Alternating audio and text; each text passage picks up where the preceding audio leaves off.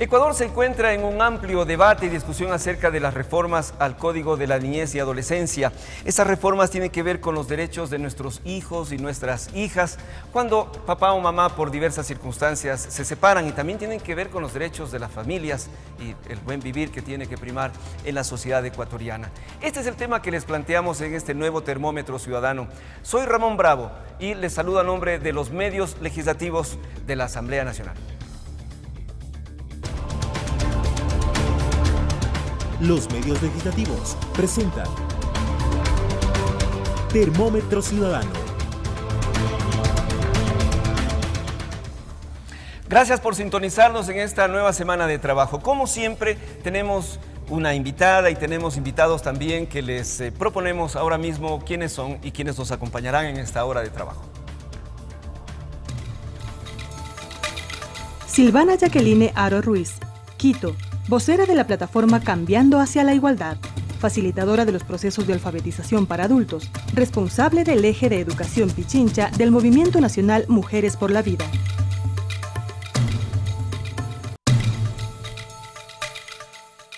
Grant Philip Leaiti, Johannesburgo, Sudáfrica, doctor en Ingeniería, máster en Gerencia, representante de UNICEF en Ecuador, ex jefe regional de emergencias para UNICEF en África Central y Occidental, ex vicepresidente de la Junta Ejecutiva de Médicos Sin Fronteras, consultor estratégico y de gestión.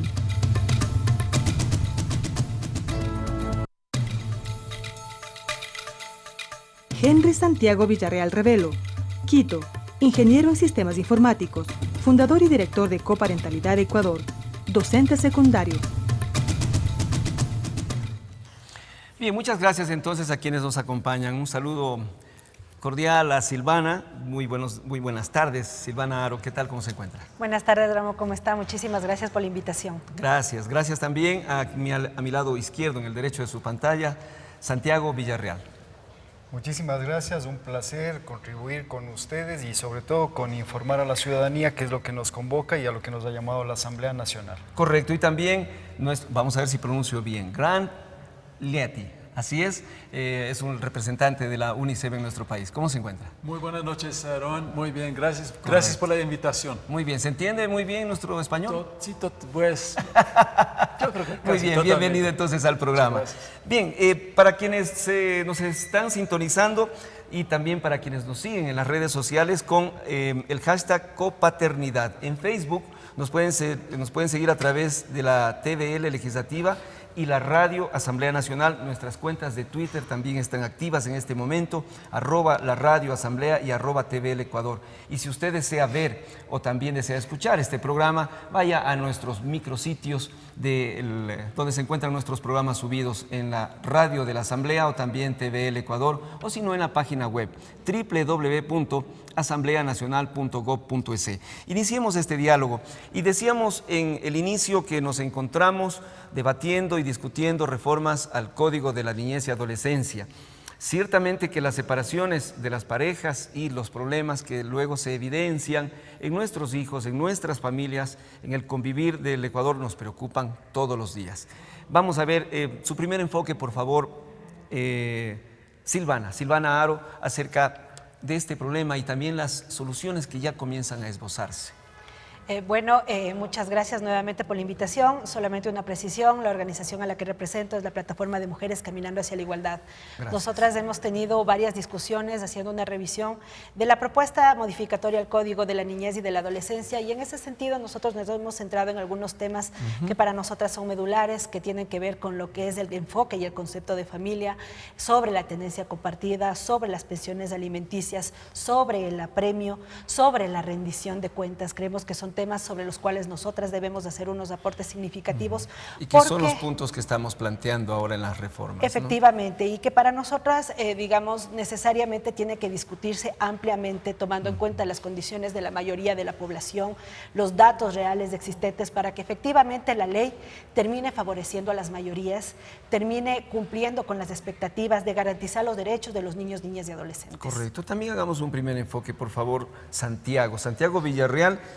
Es un ingeniero en sistemas informáticos y es fundador y director de Coparentalidad Ecuador. Así es, muchísimas gracias, Ramón. Sí, efectivamente, En los años 2012 es cuando se conforma Coparentalidad Ecuador, y justamente preocupados por este problema social que nos encontraban muchos padres, madres y miembros de la familia ampliada, en lo que se refiere a la obstrucción de los vínculos de afecto filiales como producto de las separaciones y de los divorcios. Entonces así es como nosotros empezamos a caminar en Ecuador, promoviendo la corresponsabilidad parental. Mira que lo que a nosotros nos convocaba y nos llamaba muchísimo y nos sigue llamando la atención es que este Código de la Niñez y Adolescencia realmente no está pegado con nuestra Constitución de la República y con la Convención Interamericana de los Derechos de los Niños. Entonces es lo que nosotros empezamos justamente a promover en la sociedad, la corresponsabilidad parental, es decir, que a pesar de la ruptura de la pareja, del divorcio, pues nosotros seguimos siendo padre y madre y tenemos que seguir siendo igual de responsables por nuestros hijos. Lo vamos a ir viendo punto por punto en el programa. ¿Y por qué hemos invitado al señor Grant Lieti? Ojalá que lo pronuncie bien hasta el final del programa, porque él es el representante de UNICEF en Ecuador y existen experiencias sobre legislación que bien podrían servir también como una guía para el Estado, sino una guía, un referente para el Estado ecuatoriano, porque lo que decía al inicio del programa, en el 2013 fue las últimas reformas al Código de la Niñez y nuevamente nos vemos abocados a reformarla. Desde afuera, ¿cuál es la visión que tienen ustedes sobre fundamentalmente el derecho de los niños en una legislación que sea lo más justa? Ramón, muchísimas gracias. Primer punto es que Ecuador ha sido un país muy propositivo en cuanto a los derechos de niñez, tanto en esta región como en el mundo. Fue el tercer país del mundo de ratificar la Convención de Derechos de Niñez y el primer país de esta región. Luego, este Código de Niñez de 2003 también fue uno de los primeros códigos de la región. Ahora, bien que tenemos unos comentarios en cuanto al tema de coparentalidad, para nosotros es una de unas varias observaciones que tenemos. Ajá. Pero el punto más importante es que consideramos que sería oportuno de contemplar una revisión integral de este código. No solamente los puntos. No solamente esos dos puntos, porque hay varios ejemplos en esta región en donde con un código se hace reformas parciales y finalmente terminamos con a veces unos retrocesos, a veces contradicciones, un poco de desorden a veces. Ya. ¿Usted cree que estamos en este momento como para entrar a un debate global de todo el código? Bueno, pues consideramos, después de 2003 había unos varios eventos muy importantes desde mirada legislativa. Primero, había el cambio de constitución en 2008. Segundo, había la introducción del COIP. Y tercero, había otras leyes como, por ejemplo, yo creo que se llama Consejos de Igualdad y la Ley Orgánica de Gestión. Sí. Y este ejemplo efectivamente implicó un debilitamiento del sistema de protección especial. ¿Dice usted la última ley? Sí, porque antes contábamos a nivel cantonal con consejos cantonales de protección. De niños, no, de niñez y adolescencia, específicamente. Entonces había especificidad y había prioridad absoluta, de acuerdo con la Constitución y con la Convención de Derechos de Niñez. Desde entonces, ahora tenemos consejos cantonales de protección que tienen 5 grupos de atención prioritaria. Entonces ya no tenemos especialidad y tampoco tenemos el mismo nivel de prioridad. Dice usted que nos va a tocar hacer una revisión general de nuestro sistema judicial, en este caso, o sistema de justicia frente a derechos de los niños. En nuestro concepto ahora estamos ya prácticamente 15 años más tarde que la introducción de la ley, con la introducción del COIP, cambios de constitución, otros cambios. En cambio de hacer reformas parciales, a cada rato consideramos en el momento dado sería oportuno contemplar una revisión integral del código. Vamos a disgregar un poco ya lo que usted había adelantado, Silvana. Vamos a la coparentalidad. ¿Y cuál es el enfoque que ustedes están planteando? como plataforma de mujeres cambiando hacia la igualdad. Caminando me han puesto, ya, perdón. Sí, corríjale. Bueno, para nosotras la tenencia compartida bajo ningún concepto puede ser una imposición. Partimos de que es necesario reconocer los factores, los indicadores nacionales que tenemos, sobre todo de violencia.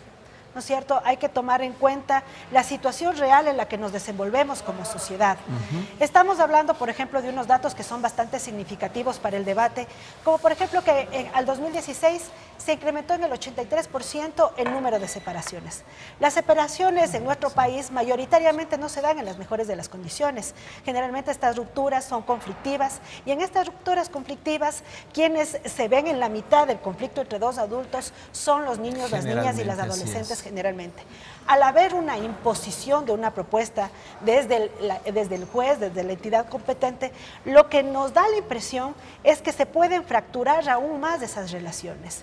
Entonces los niños y las niñas están en ese conflicto de adultos. ¿Y qué proponen? Para nosotras, la mirada general que estamos proponiendo es el archivo de la propuesta de ley. Porque como bien dice Grant, es importante hacer una reforma integral. Estas son soluciones parches, unas soluciones que además son la puerta abierta para otro tipo de violentaciones. Cuando nosotros no tomamos en cuenta, por ejemplo, estas perspectivas nacionales de violencia, es condicionar a que los niños estén en mayores condiciones de vulnerabilidad de las que ya se encuentran. Es importante tomar cifras en las que el 70% de la población ha sido vulnerada en algún tipo de derecho, ha sido víctima de algún tipo de violencia. Es importante tomar las cifras, por ejemplo, de que cada año entre 1.000 y 2.000 niñas son madres menores de 14 años y de ese número el 80% son el resultado de una violación. Y la violación no es por un agente externo, mayoritariamente las violaciones en el círculo más cercano. ¿No? Entonces, no tomar en cuenta estas consideraciones nacionales, la realidad concreta en la que nos desenvolvemos, es bastante complicado porque podemos poner en mayor riesgo a los niños y a las niñas. La norma por sí sola resulta insuficiente o no se compadece con la realidad en la que nos desenvolvemos. Vamos a ir también con Santiago, ya mismito. Pero está aquí con nosotros nuestra compañera Salomé Sandoval. Qué gusto en esta nueva tarde de trabajo. El programa se llama Termómetro Ciudadano y tiene prioridad en este caso los tweets que van llegando y ya mismo también las expresiones de la ciudadanía. Hola, Sano. Nuestros invitados, bienvenidos otra vez a Termómetro Ciudadano, donde recibimos las inquietudes de la ciudadanía a través de las redes sociales. Esta semana les hemos pedido a todos nuestros seguidores que nos faciliten sus dudas, sus comentarios sobre la copaternidad. Justamente con este hashtag es que llegamos a la primera pregunta. Me gustaría un poco contextualizar la primera pregunta. En promedio, 5.000 pedidos de apremio personal se registran al mes en el país. De estos, 1.200 se hacen efectivas. Las demandas por pensiones alimenticias dejaron el anterior año cerca de 500 millones para 756.000 niños. Estos son datos del Consejo de la Judicatura. Es así que el ciudadano Jonathan Cárdenas nos escribió a las redes sociales de la televisión legislativa y nos dice: hay 1.200 detenciones en promedio al mes por pensiones alimenticias. Un padre detenido, ¿cómo puede ponerse al día estando preso? Santiago, yo te pido que nos ayudes con esta respuesta que nos llega desde la ciudadanía, una reflexión. Bueno, efectivamente dentro de lo que nosotros estamos pidiendo es la humanización de la justicia y para esto ya la Corte Constitucional se ha pronunciado al respecto del tema del apremio personal. Entonces, hoy por hoy, el apremio es la última instancia para tratar este problema. Primeramente, lo que se pide es un análisis del caso para determinar si este padre está haciendo un acto de buena o mala fe. Muchas veces tenemos padres que pierden el trabajo, de que tienen enfermedades o no pueden dispensar la pensión alimenticia, pero no se hacen válidos acuerdos de pago. Entonces, estos padres lo que están haciendo es buscando opciones para llegar a acuerdos y seguir dispensando sus pensiones alimenticias. Y efectivamente, el tema del apremio, el privar a un padre de su libertad, pues no es que soluciona, sino que agrava muchas veces el problema. Porque esto es una forma también de que el padre no va a poder tener contacto con ese niño desde el modo de la prisión. Este padre tampoco va a poder proveer los recursos para su hijo y pues no es una medida que ayuda en este caso a cubrir las necesidades económicas de nuestros hijos. Hemos topado un poquito por adelantado, ir disgregando los asuntos. Gracias, Salomé. Yo quería volver a coparentalidad y lo mismo, preguntarle también a Gran. Y al momento que usted contestaba a esta parte sobre el dinero, me preguntaba, es algo que yo primera vez que escucho en el caso de una organización, el archivo de este proyecto de ley que se está discutiendo, que va a salir, no lo sé, no puedo yo decirlo, no soy la autoridad correspondiente frente a eso, pero sobre la coparentalidad, ¿hay alguna propuesta específica, por favor, desde el lado de ustedes? Por supuesto, bueno, en función de lo que es la corresponsabilidad parental, la coparentalidad como tal, sí creemos nosotros que la custodia compartida debe ser introducida en este código como la mejor opción para poder ejercer la patria potestad conjunta entre padre y madre y como la mejor opción para que los niños sigan manteniendo ese contacto asiduo con ambos progenitores y sus familias. Ese es claro el concepto. ¿Cómo lograrlo frente a una reforma legal? ¿Cómo lograrlo dentro de la reforma legal? Nosotros no pedimos que la custodia compartida sea impuesta, sino que sea dispuesta. Es decir, que luego de hacer la respectiva evaluación y análisis se pueda conferir la custodia compartida a estos padres. Porque realmente estamos tratando con niños y son niños los que realmente tienen este derecho fundamental que está consagrado en la Convención Interamericana de los Derechos de los Niños, pues de relacionarse con su padre, con su madre y con sus familias ampliadas. Eso no tiene discusión. Las dos figuras que usted dice que debe ser dispuesta, pero ¿cómo lograrlo? En un conflicto de dos seres mayores frente al menor. Lo que nosotros hemos propuesto es de que se incorporen también medidas como la mediación efectiva, es decir, que las unidades judiciales tengan equipos multidisciplinarios con profesionales calificados para que ayuden a estos padres, pues, primero a solventar el conflicto, ¿sí? A solventar el conflicto y a concienciar temas de alienación y manipulación parental que son los que están están ejecutando realmente daños irreversibles de nuestros niños. Es contradictorio ese término, es muy fuerte introducirlo, ¿no? Para llegar a los acuerdos. Si usted me lo dice a mí, yo estaría en contra de utilizar tan siquiera eso, ¿no? Si es que me acusara de alienación o manipulación, imagínese. Parental. Efectivamente, pero hay que concienciarlo. O sea, concienciar. Es un maltrato que se está dando a nuestros niños. En muchos informes de las unidades judiciales se plasma pues este tipo de maltrato, pero sin embargo no se está haciendo nada.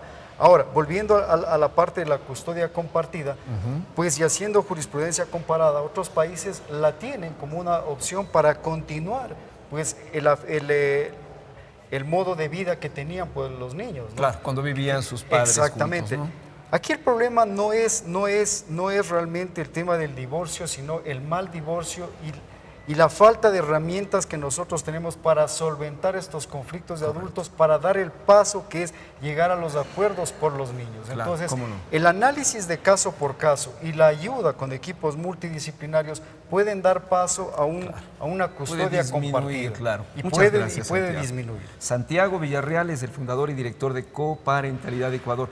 Sobre esto, ¿qué podemos decir, por favor? Ya. Bueno, primero con el interés del niño, necesitamos pensar en las consecuencias de cualquier de este tipo de propuestas. Entonces, lo que en estos casos, lo que resulta muy difícil es por el conflicto, hay mucha emoción y mucho, a veces rabia, que entra en el abordaje de los padres, que entonces en este momento no están pensando necesariamente en el mejor interés de los niños. Entonces, para nosotros el riesgo es efectivamente terminar con esquemas prácticamente de chantaje. Lo que sí es claro... que son evidentes que se presentan, claro. Son evidentes, de lado a lado pueden darse, ¿no? De lado a lado. Y efectivamente en este tipo de conflictos que nunca son tan fáciles, a veces incluso pueden terminar también incluso en expresiones de violencia, que podría ser entre los dos padres o incluso implicar a... ¿Qué puede hacer la legislación? A eso es lo que yo me refiero en el caso de ustedes que han acompañado procesos de Estado frente a estos conflictos. Bueno, aquí al de coparentalidad en este caso me estoy refiriendo, o la paternidad compartida. Efectivamente, lo que consideramos algo de comprobado es pensando en el pleno desarrollo de los niños. Es una ventaja que el niño tiene acceso a ambos padres. O sea, un niño en donde vamos a cortar el acceso, es algo que sumamente va a hacer mucho daño. Emocionalmente, psicológicamente, va a aumentar el dolor y luego va a quitar básicamente la mitad del apoyo que antes estos niños tenían. Claro. Entonces, efectivamente es muy importante mirar todas estas propuestas con la mirada de... entonces los niños van a salir con una situación que es mejor o peor en términos de su bienestar y su desarrollo. Muchas gracias. Vamos a hacer una primera pausa. Gracias. Grant Leati. Voy a pronunciarlo en español porque si no me hago un lío. Grant es un ciudadano sudafricano, viene de Johannesburgo. Alguna vez en una investigación sobre su país, claro, es uno de los que se encuentran en mejores condiciones de toda África, ¿no? Y de la parte de Sudáfrica. Algún día podemos conversar un poquito más de lo maravilloso también que es Sudáfrica. Vamos a volver enseguida con el programa que hemos planteado, con el hashtag Copaternidad, en este programa número 21 de Termómetro Ciudadano, discutiendo las reformas al Código de la Niñez y Adolescencia que tanto nos importan, forman parte de nuestra cotidianidad.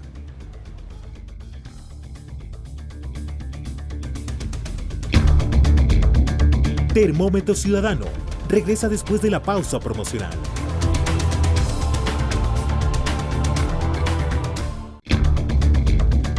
Nuevamente con ustedes en Termómetro Ciudadano. Muy bien, seguimos con Termómetro Ciudadano. Reiteramos, este programa estamos tratando las reformas al Código de la Niñez y Adolescencia y con el hashtag Copaternidad.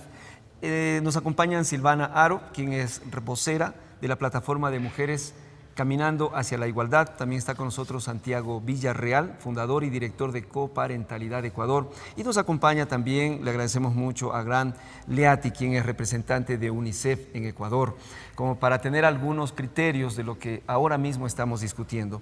Y le decíamos hace pocos segundos que estábamos en la pausa, le decía a Silvana que en términos de tiempo me preocupaba su propuesta de ir desde la sociedad civil, desde esta organización, hablar del archivo de todas las reformas en su conjunto para plantear una nueva.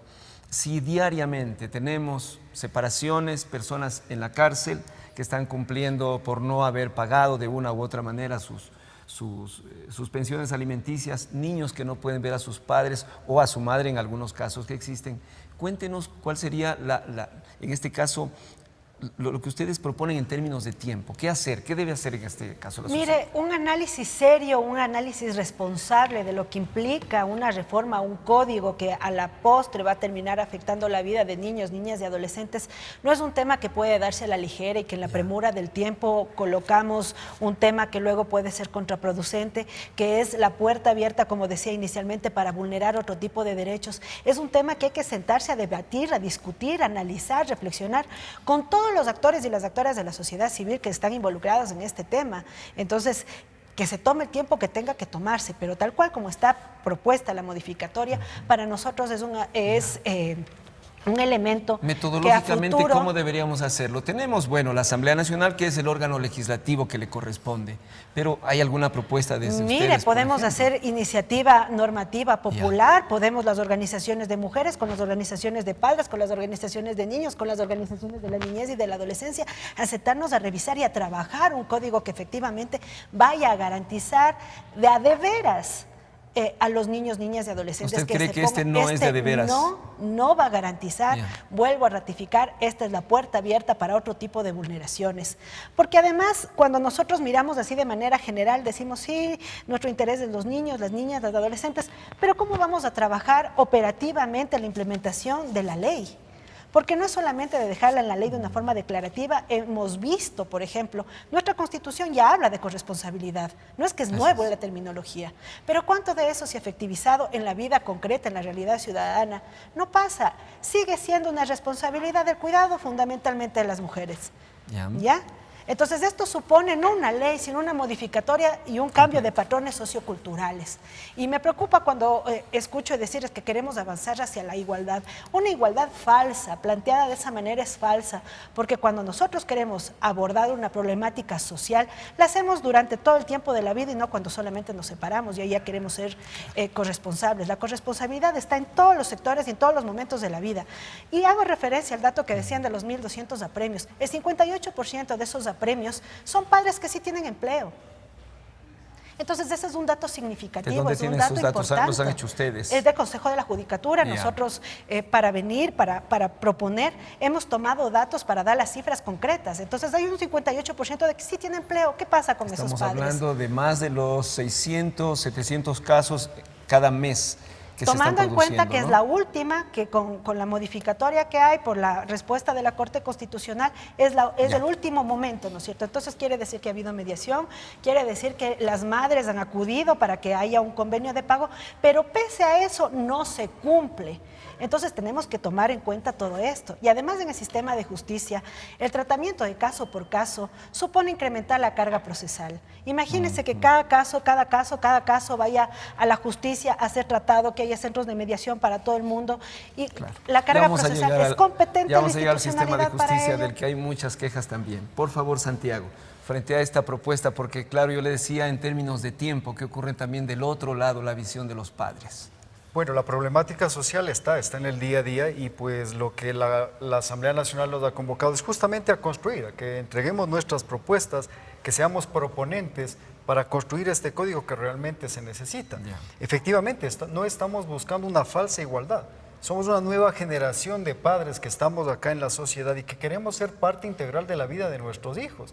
Si el código actual de la niñez y adolescencia lo que tiene es dos estigmatizaciones o dos roles muy marcados. El uno es hablar de que el padre solamente debe proveer y la madre es la que tiene que quedarse en el cuidado y la crianza de los hijos. No, pues queremos que se iguale, anclados, claro. que se iguale, que empecemos a caminar. Y sí, efectivamente, para eso sí necesitamos la parte normativa, pero también necesitamos pues el desarrollo de políticas públicas que a la mano permitan educar y reeducar a esta sociedad en corresponsabilidad parental. Sin embargo, yo le decía a Susana, en términos de tiempo, ¿ustedes entonces están de acuerdo con que vayamos al menos en los temas que se están discutiendo? Nosotros estamos de acuerdo, estamos entregando toda la información que nos ha solicitado la Asamblea Nacional para construir este código y hacemos el mismo llamado, porque nuestros hijos no pueden esperar. Sí, nos alarmamos de temas de pensiones alimenticias y ¿qué pasa con el otro lado? Nosotros los padres que no podemos ver a nuestros hijos, nosotros los padres que tenemos que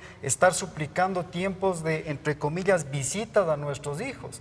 Tenemos normativas que por lo general confieren regímenes de visitas quincenales a nuestros hijos, no siendo tiempos adecuados y tampoco se cumplen. Entonces nuestra propuesta no es que se llenen las cárceles de padres y de madres, sino que tenemos que trabajar justamente con equipos multidisciplinarios para que no pase lo que está pasando. La carga procesal del hoy por hoy es porque a las manos de un juez llega un conflicto, llega un problema y el juez ese rato ya vamos a ir al sistema de justicia. Ver qué es lo que recién va a hacer. Antes de tener el punto de vista de Grant Leati, les invito a escuchar también algunos criterios. Estos que salimos a la calle y le preguntamos a las personas de manera aleatoria sobre acá tenemos la pregunta, ¿qué opina sobre la paternidad compartida?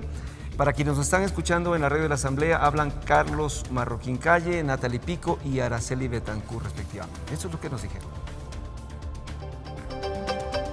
¿Qué opina sobre la paternidad compartida?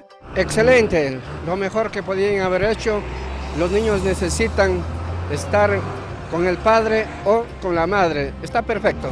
Yo estoy de acuerdo porque, bueno, como papá y mamá, si es que están juntos, entonces todo está bien y estamos compartiendo el proceso. Pero si es que hubiera una separación, no debe ir para ninguno de los dos mayor responsabilidad, sino igual responsabilidad. La base principal, dialogar, o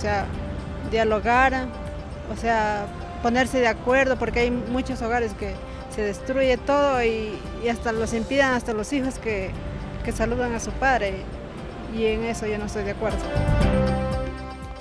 Bien, seguimos. Grant Leati, ¿cómo encontramos el punto medio? Yo le digo la verdad, yo siento la electricidad que que exhalan nuestra invitada Silvana y también Santiago, porque son temas que afectan también a nuestra individualidad, ¿no? Por supuesto, y del cual los estados tienen la obligación de ir garantizando políticas públicas. ¿Cómo encontramos el punto medio para ir dando respuestas a estas necesidades de conciliación, de acuerdo, de coordinación con los sistemas de justicia, para que no sean tan desiguales en esto que ahora estamos viviendo? Bueno, Ramón, muchísimas gracias. Yo quisiera topar 3 puntos. Adelante, y no sé si se trata de intentar buscar el término medio. 3 puntos. Primero quisiera reaccionar en cuanto a 2 comentarios de Silvana. Uno era en cuanto a la importancia de la participación. Y ese sí es algo que quisiéramos compartir como principio, que estamos hablando de proyecto de ley de Código de Niñez o de violencia de género, o estas propuestas que afectan la ciudadanía a escala masiva. Allá efectivamente estamos muy de acuerdo con la utilidad, la importancia de la participación de la sociedad civil y de las personas afectadas, o sea, los objetos. Entonces, efectivamente, incluso los grupos de niños y adolescentes, no, pero también luego la sociedad civil y personas pensando en estos padres separados, etc. Quisiéramos destacar también, es un ejercicio muy útil también, es mirar lecciones aprendidas y buenas prácticas de la región. Allá, esa también es una gran oportunidad, porque otros países toman sus decisiones, luego es en la implementación que uno se da cuenta si efectivamente es bueno o hay elementos para mejorar. El segundo punto, y voy a hacer alusión a esta palabra de la corresponsabilidad, porque ese es otro aspecto, hasta ahora no hemos topado en esta discusión, pero hace parte de esta propuesta de reforma parcial del Código de Niñez. Corresponsabilidad. No, es una propuesta de una reforma parcial del Código de Niñez. Un aspecto es la coparentalidad. Otro aspecto muy concreto es básicamente la introducción del concepto de los deberes de los niños. Y es allá, o sea, cuando hablamos de corresponsabilidad y estamos hablando de adultos, muy bien. Pero cuando estamos hablando de niños, nosotros consideramos esta parte de la propuesta algo que es preocupante y realmente eso sí, estaremos en desacuerdo en la medida sobre los deberes de los niños. Los deberes de poner como ley y de condicionar los derechos de los niños como primero ellos tienen que cumplir sus deberes, luego tienen derechos de acceso. Este nos parece que sería un retroceso importante. Hay unas de las leyes en esta región en donde todavía existe esta noción de los deberes de los niños, pero básicamente son fragmentos de leyes anteriores. Pero no es nuestro caso. No es nuestro caso. No es el caso aquí, pero entonces por eso que estamos, después de haber introducido uno de los primeros códigos de niñez, en 2003. Me decía usted que es el primero de la región y aquí el tercero estamos del mundo. hablando de, consideramos que este sería realmente un retroceso, porque allá tenemos también otra vez que mirar la situación en donde tenemos 2 padres que no están de acuerdo y este riesgo de chantaje. Ahora, cuando estamos diciendo que los niños tienen que cumplir sus deberes, allá estamos abriendo un campo un campo minado totalmente. Un campo minado. No sé si Salomé ya mismo nos acompaña con un nuevo tuit, pero vamos a ir a otro nuevo grupo de personas que nos respondieron otra de las preguntas que planteamos a la ciudadanía. Esta tiene que ver con qué opina usted sobre la justificación de gastos de la pensión alimenticia, que es una de las reformas que está planteada actualmente. Hablan Jessica Isa, Gustavo Egas y Cintia Paredes en esta nueva participación. ¿Qué opina sobre la justificación de gastos de la pensión alimenticia? Yo opino que eso está muy bien. Primeramente porque En realidad yo creo que he visto casos que, o sea, a veces la mamá pide la pensión alimenticia y se gasta en otras cosas y no en mantenerles a sus hijos adecuadamente. Sí debe rendirse cuentas, porque sería de una manera más justa y es un respaldo, o sea, para saber que ambas partes aportan. O en este caso, si no aporta la mamá o el papá, igual tiene que rendir cuentas. Yo creo que sí, debería, porque se da un dinero y muchas veces no llega a hacer los gastos de los niños que deberían, ¿no? Lo que pasa es que a veces por ignorancia las mamás o quien esté a cargo del niño utilizan mal el dinero que se está destinado para las pensiones, entonces a mí me parece que está bien. Bien, apreciados invitados, en el caso de Silvana, Santiago y Grant, esas encuestas las hice yo mismo. Salí a las 6 de diciembre y Patria, indistintamente. No conozco a nadie de las personas a las que pedí primero permiso para poder decirles.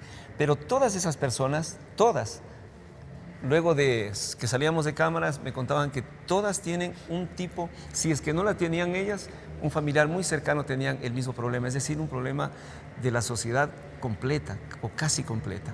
Tenemos una nueva pregunta desde las cuentas de Twitter, por favor. Ramón, invitados, tenemos a la ciudadanía que nos está siguiendo a través de la cuenta de Facebook Live de la Televisión Legislativa y a través de nuestra cuenta de Twitter, en donde estamos reportando minuto a minuto lo que nos cuentan nuestros invitados. Quería comentarles que el 18 de mayo de 2017 el expresidente de la República, Rafael Correa, publicó en su cuenta de Twitter: acabo de mandar las reformas al Código de la Niñez y Adolescencia en todo lo que tiene que ver con pensiones alimenticias y coparentalidad. Las reformas presentadas por el exmandatario plantean la rendición de cuentas sobre los gastos efectuados en favor del alimentario. Gladys Argüello nos ha escrito a Facebook el siguiente mensaje: solo pido que por favor retiren esa ley de justificar los alimentos de nuestros hijos. Se sabe cómo está la situación económica, que no hay dinero que alcance. Yo soy una madre sola y enferma y tener que andar atrás de las facturas, qué ironía. Por favor, Silvana, nos ayudas con una reflexión justamente en este tema de rendir cuentas sobre los gastos efectuados en favor del alimentario. Bueno, nuevamente yo vuelvo a reiterar que lo que pasa, lo que se pretende en las leyes no es lo que socialmente generalmente suele pasar, y quiero decir con esto que, por ejemplo, nuestra ley, nuestra Constitución reconoce el trabajo no remunerado del hogar como una actividad productiva que aporta al Producto Interno Bruto 6.2% más que lo que constituye la empresa de extracción petrolera. Por tanto, es imaginario existente que hay que las mujeres no aportamos, que las mujeres estamos en la casa y no hacemos absolutamente nada. Hay que desmitificarlo como sociedad. Por tanto, para nosotras es importante plantear que la persona que tiene la tenencia por sí misma, por el cuidado mismo que hace, ya hace un aporte. Y frente al tema de rendición de cuentas, uno rinde cuentas sobre los actos administrativos ajenos, no sobre los propios. Y para nosotros este es un tema de retroceso, por ejemplo, porque esto supone tutelaje e imposición sobre la vida de las mujeres y la capacidad que tenemos de determinar para hacer el mejor uso de los recursos para nuestros hijos. Muy bien. Cuando nosotros decimos, por ejemplo, que el 85% de pensiones alimenticias son menores a $200, es algo que tiene que conocerse en la sociedad, porque como hemos dado la palestra a actores políticos, actores públicos, cantantes, futbolistas, creemos que es la condición de todas las mujeres que reciben pensiones por encima de los $600, que constituyen el 1.98% a nivel nacional. Entonces, no todas las mujeres reciben esas pensiones para que se genere esta idea falsa. Entre los $300 y $600 están 352,000 pensiones en el Ecuador. Así es, ajá, pero el 85% son menores a $200. Entonces, eso supone, digamos, entender que una madre no es una sujeta pasiva que está sentada esperando que le llegue la pensión alimenticia y que no hace nada. Muchas de estas mujeres reciben pensiones menos de $100, correcto. Interesante menos de $50, y eso supone buscar condiciones económicas que le permitan conjugar el hecho de cuidar a sus hijos y buscar medios económicos para garantizar la subsistencia de sus hijos. Interesante argumento. Mire, Santiago, la ley de reconocimiento del trabajo en el hogar, dentro de los debates, efectivamente puso en escena el valor real del trabajo no remunerado que se realiza en la casa, el cuidado de los guaguas, lavar los platos, la ropa, barrer, planchar, todo eso. Así es, efectivamente. Bueno, En el tema de la rendición de cuentas, ¿sí? Lo que está planteado en esta reforma, que está en debate y que está pidiendo los argumentos de la ciudadanía para moderarla de la manera que tenga que hacerse, nosotros creemos que esto no puede dejarse suelto y a la ligera para que no sea una medida que efectivamente sea un tema de persecución y chantaje a las madres. Ajá. Pero sí debería tal vez considerarse y contemplarse para los niveles de las pensiones alimenticias altas, ¿sí? Podría ser una limitante. Y el otro pues podría ser cuando efectivamente se justifique de que se está haciendo un mal uso de esta pensión alimenticia, que tampoco serían todos los casos, pero debería normarse para que no exista mala utilización de estos recursos. Correcto. Que ese es el espíritu de esta reforma. Sí. Punto 2. Nosotros no desconocemos la variable de la economía del cuidado que ejerce madres, padres, quienes están al cuidado. ¿Sí? Entonces, este es un factor que también debe ser analizado y considerado al momento que se habla de pensiones alimenticias. Ahora, en el tema de la custodia compartida, nosotros los padres de esta generación de ahora también podemos cuidar, también podemos lavar, también podemos planchar y lo hacemos con mucho gusto para nuestros hijos. Y no estamos pidiendo a cambio nada, sino que simplemente se nos permita ser parte integral de la vida de nuestros hijos. Entonces, hay varios pasos que estamos dando y queremos justamente verlos plasmados en este código que se está construyendo. A mí me parece, Grant, que hay aportes de lado y lado en reconocimiento de derechos laborales, las garantías de los menores. Me parece que como sociedad hemos avanzado en el debate, pero no lo hemos cristalizado en las leyes.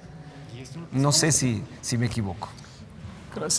Obviamente es un tema complicado, ¿no? El tema es muy complicado, es claro. Complicado y efectivamente, nuevamente, aquí otra vez, el riesgo ahora en estos debates es terminar pensando en derechos de la madre, derechos del padre, en cambio de pensar en, entonces, cuál es la mejor situación en cuanto a los niños.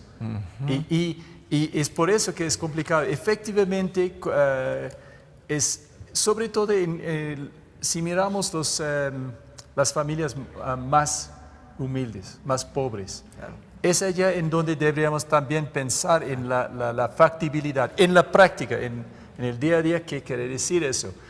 Para familias que viven en la zona rural, los más pobres. Consideramos que la cuestión de rendiciones de cuentas es complicado. Claro. O sea, no es que estamos en estos centros comerciales del norte de Quito, ¿no? Con las facturas a todo nivel. ¿no? Estamos poco viable lo que usted nos dice, ¿no? Que es poco viable esa fórmula. Consideramos que, bueno, primero hay que pensar en la viabilidad.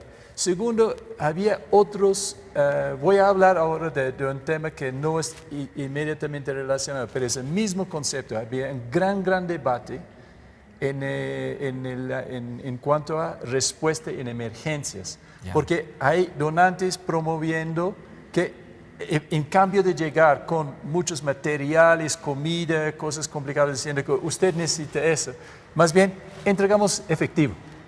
Y había mucho rechazo por parte del sector diciendo que habría manipulación, claro, mal empleo. Dinero. Ahora, después de muchas tentativas, está comprobado con investigaciones que de manera general padres no van a tomar o sea, no van a... Estos recursos generalmente para personas en situación de mucha necesidad y pocos recursos realmente están gastando de acuerdo con las necesidades de la familia. De sus niños, claro. Entonces es otro campo, claro. Pero comparto este ejemplo porque me parece es algo de una situación similar. Muy bien. Y no sé si puedo ir a hacer una precisión, por ejemplo, que es algo que no se dice, que ahora en la actual propuesta reformatoria, y recupero lo que dice Grant, es que está propuesto que el pago de pensiones alimenticias sea en términos económicos y o especies. Entonces eso sería un retroceso, por ejemplo, porque el momento que hay que responder a las necesidades cotidianas de los niños, niñas y adolescentes, ahí pasa lo que decía ese Ran, tema de las especies, una emergencia, no resuelve el problema. Uno tiene que tener el efectivo y el padre o la madre que tenga la custodia sabrá hacer la mejor repartición para garantizar ese derecho. Estamos de acuerdo, entonces, Santiago, este planteamiento, la propuesta normativa, claramente es un retroceso que pone en riesgo el interés superior del niño para garantizar el derecho a la vestimenta, a la alimentación, a la educación, a la salud. Entonces son temas que están cuando contemplados se presenta en la lo que decía Jan, una emergencia, el que tenga usted la ropa, los zapatos, no le va a curar en una caso una caída o hambre en ese momento.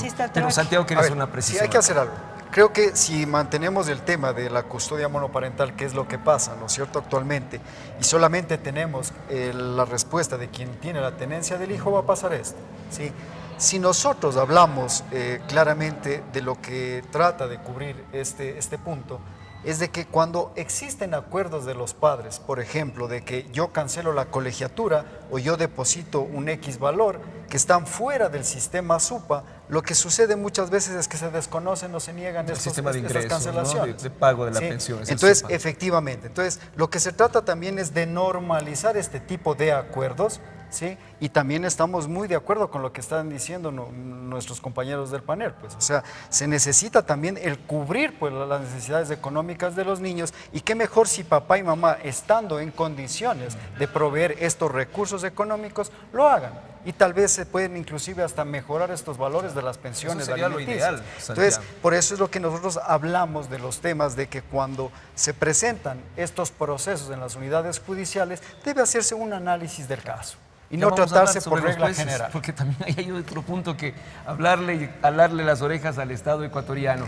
Bueno, vamos a hacer una pausita y volvemos con las conclusiones en este termómetro ciudadano que está tratando las reformas al Código de la Niñez y también hablando con sinceridad sobre lo que ocurre en nuestros hogares, en nuestras casas, en nuestras familias, en los sitios más cercanos a nuestras actividades diarias. Volvemos enseguidita.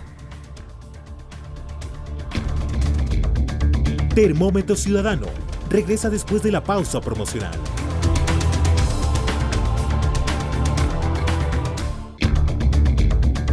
Nuevamente con ustedes en Termómetro Ciudadano. Vamos a la parte final de Termómetro Ciudadano y con las gracias primero que quisiéramos darle al Salón José Mejía Lequerica. Hacen un ruido tremendo, pero bueno, es un programa en vivo. Desde la Asamblea Nacional estamos en el hall principal Nela Martínez y a pocos pasos el José Mejía Lequerica. Gracias a Silvana Aro, quien es vocera de la Plataforma de Mujeres Caminando hacia la Igualdad, también a Santiago Villarreal, quien es fundador y director de Coparentalidad Ecuador, y a Gran Leati, quien es representante de UNICEF en Ecuador. Les propongo ver y en el caso de la radio escuchar el último sondeo que obtuvimos de la calle. Les preguntamos a las personas qué responsabilidad debe tener un padre o madre cuando no viven con sus hijos. Participan Pamela Pincay, Carla Pujota y un menor de edad quien, por supuesto, ocultamos su identidad, pero que nos dijo algo que nos llamó mucho la atención y hemos querido compartirles con ustedes.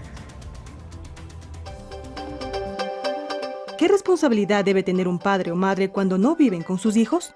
Yo le diría a los padres que por favor se preocupen un poco más por los niños, ya que ellos todos los días comen, se visten, necesitan una educación buena. Creo que deben tener las mismas responsabilidades.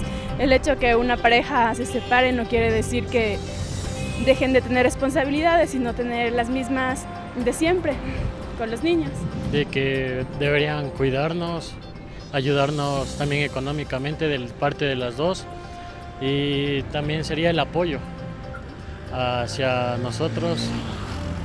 Y ¿te refieres al apoyo psicológico, no? Sí, el apoyo psicológico porque a veces, por ejemplo, yo no vivo con mi papá, solo vivo con mi mamá, entonces sí hay a veces que uno se siente triste sin su papá, así, sin el apoyo, sin saber que no cuenta con ese apoyo.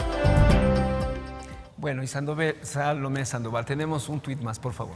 Sí, bueno, como vida igual que todos con el último testimonio, yo tengo la suerte de vivir con mis padres, pero es una realidad que se vive a diario en nuestro país. Y en base a esto nos ha llegado el tuit de Fernando Ramírez, que nos pregunta lo siguiente: ¿valdría agregar, en caso de que no haya, al Código de la Niñez el elemento de ayuda psicológica a padres y niños en el marco de la copaternidad? Por favor, Grant, yo te pido que nos ayudes con una respuesta, analizando más la parte sentimental, la parte emocional de las familias que pasan por un divorcio. Y digo familias porque a veces no son solo los padres, sino también los hijos. Claro, muchísimas gracias, Salome. Primero, la parentalidad es una de las pocas cosas en este momento en la vida en donde no tenemos formación. O sea, podemos cambiar de día a mañana, de ser soltero y sin todas esas obligaciones, ser padre. Y no es, de manera general no estamos bien preparados por eso. Entonces nosotros consideramos que todo apoyo que es para fomentar cómo ser buen padre, ese es muy bienvenido, es muy sano. Porque muchas veces personas son, básicamente, ellos tienen que aprender sin mucho apoyo. Y a veces, entonces, con las consecuencias, a veces también, también en términos de cómo ser buena pareja, ¿no? O sea, es muy fácil entrar yo firmo el papelito, vamos a la iglesia, ceremonia, todo feliz, bonita, y luego, hay que pensar en dar herramientas a los adultos para el manejo de su vida. Es otra situación, tenemos otras responsabilidades. Ahora también la cuestión de apoyo psicológico, sobre todo en estas situaciones de separación, nos parece también algo que puede, de pronto, como decía Santiago, de pronto ayudar. Es que no es solamente cuestión de tenemos un problema, vamos a ser juez. Y vamos a mediar, ese debería ser el último recurso, claro. ¿No? Pero entonces, este tipo de apoyo psicológico para pensar en qué abordaje sería la más racional, más sano. Y global, ¿no? Para todos, ¿no? Los dos padres y los niños. Hagamos un ejercicio de conclusión pidiendo disculpas. Una hora nos quedó demasiado poco. Y ustedes son una parte también de las opiniones. Hay tantas más que quisieran poder decir y contar.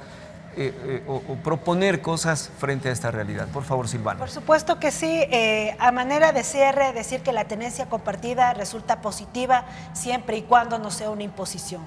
Como sociedad tenemos que seguir dando pasos significativos para que efectivamente esta igualdad se plasme entre hombres y mujeres, pero esta igualdad supone reconocer estas brechas históricas que vivimos de diferencias entre hombres y mujeres que están marcadas por este sistema patriarcal, digamos, machista, que violenta a las mujeres, pero fundamentalmente a los niños, niñas y adolescentes.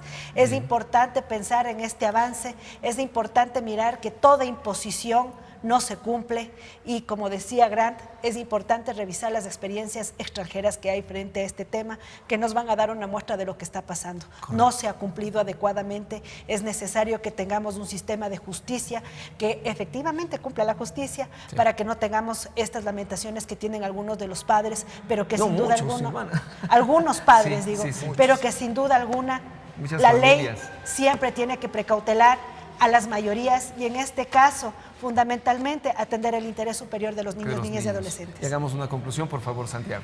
Bueno, creemos nosotros que en nuestro país es necesario que se regule y que maduremos a nivel normativo y justamente en esta oportunidad que tenemos de normar el Código Orgánico de la Niñez y Adolescencia para precautelar ese derecho que tienen los niños a relacionarse con su padre, su madre y sus familias ampliadas. Creemos que estamos en un momento histórico realmente donde efectivamente podemos caminar adecuadamente y quitar de este Código de la Niñez y Adolescencia estos temas machistas y patriarcales. No podemos seguir caminando con este tema de que el padre, el hombre, solo está para trabajar y proveer, más no para desarrollar sus afectos con sus hijos e involucrarnos en el día a día de ellos. Queremos compartir con nuestros hijos y a eso es lo que nos convoca la corresponsabilidad parental. Padre y madre por sus hijos, por su buen desarrollo y efectivamente, como dice Grant y como vemos todos, no queremos que este tipo de conductas sigan siendo repetitivas. Es muy penoso ver que en las familias ecuatorianas que tienen 3 generaciones existe uno de estos problemas. Es muy penoso saber de que por el alto índice de divorcios, y hablamos de que de cada 10 niños cuyos padres están en estos problemas de separación o divorcio, 8 sufren este maltrato del divorcio por las malas separaciones que tenemos. Entonces, creo que sí, las experiencias de otros países, como por ejemplo Colombia, que tienen bienestar familiar, la comisaría de la familia, donde se resuelven estos conflictos con equipos multidisciplinarios antes que judicializarse, pues son dignos de ser revisados también. No somos tan distintos, pero creemos que sí podemos mejorar y apoyamos a estos cambios que deben darse porque nuestros hijos no pueden esperar más. Muy bien. Sí, no, estoy totalmente de acuerdo. Se nos ha terminado el tiempo, poquito el tiempo, pero creo que hemos podido evidenciar muy claras respuestas también de la sociedad civil, de las organizaciones, de que es un tema que no creo, perdonen que me aventure en 2 o 3 semanas poderlo absolver. Hay respuestas claras de la sociedad, pero que es un tema que tenemos que enfrentarlo, lo tenemos que hacer y creo que lo vamos a hacer. Ha habido respuestas muy importantes desde el presidente de la República frente a una cruzada nacional contra la violencia a la mujer, a la familia. La Asamblea Nacional aprobó una resolución totalmente unánime para emitir en adelante exhortos a varias funciones del Estado y también ir por una legislación que termine o que al menos disminuya en lo posible la violencia a la mujer, la niñez y la familia. Muchas gracias a nuestros invitados. Silvana Aro, Dios te pague, Plataforma de Mujeres Caminando hacia la Igualdad. También a Santiago Villarreal, fundador y director de Coparentalidad Ecuador, y a Grant Liati, quien es representante de UNICEF en Ecuador. Gracias por el cariño, la honestidad de sus participaciones en esto de lo que tratamos de hacer aquí en los medios legislativos. Soy Ramón Bravo, en nombre de los compañeros y compañeras que hacemos los medios legislativos, muchas gracias. La próxima semana un nuevo Termómetro Ciudadano.